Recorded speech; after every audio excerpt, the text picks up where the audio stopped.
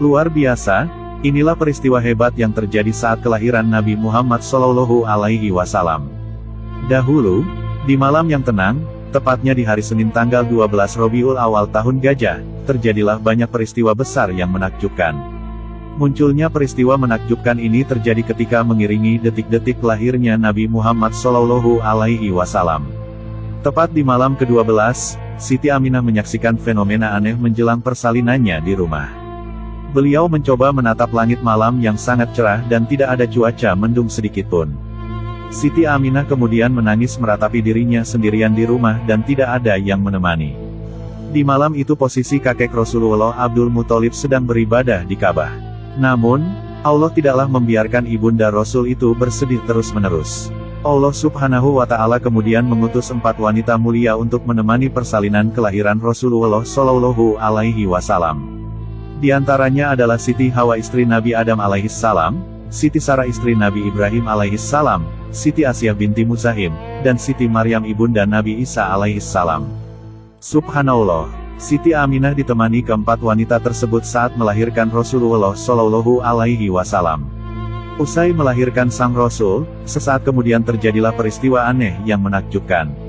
Pada malam itu, arsy bergetar sangat kencang dan super hebat.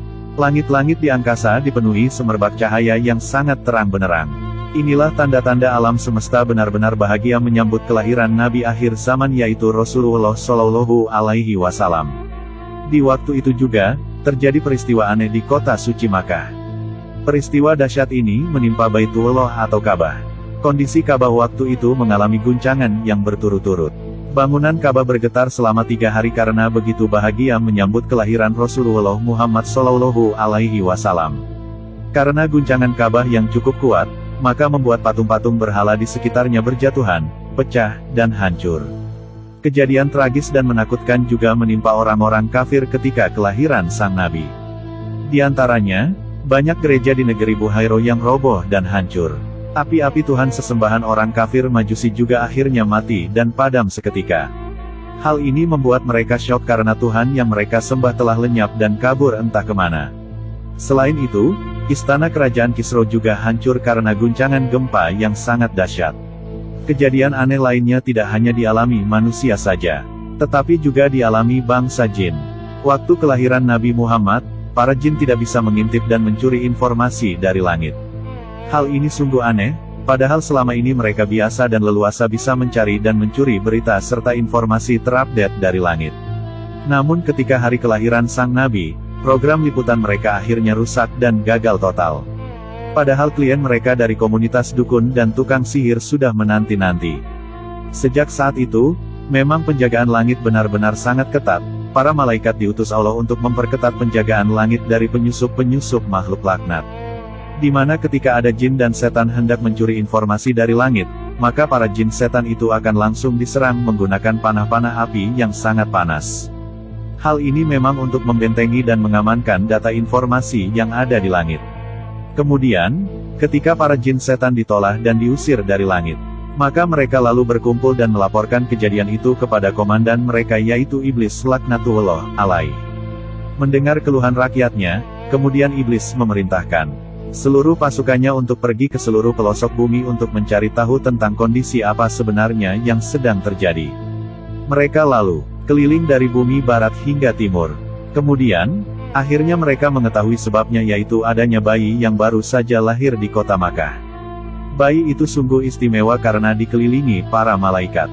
Dari tubuh bayi itu mengeluarkan seberkas cahaya terang yang memancar hingga ke langit. Para malaikat juga beriringan memberi salam kepada si bayi yang kelak akan memimpin umat.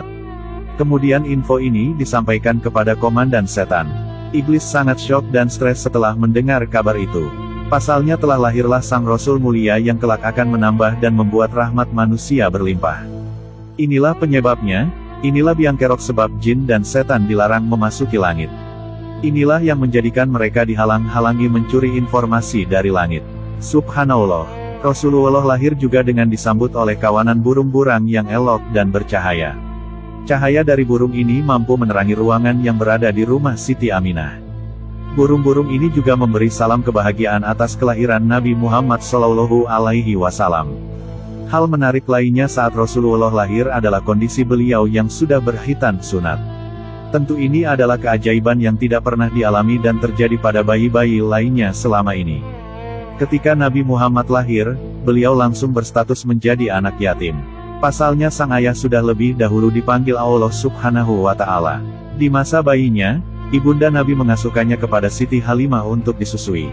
Dan di waktu itu pula terjadilah peristiwa yang menakjubkan.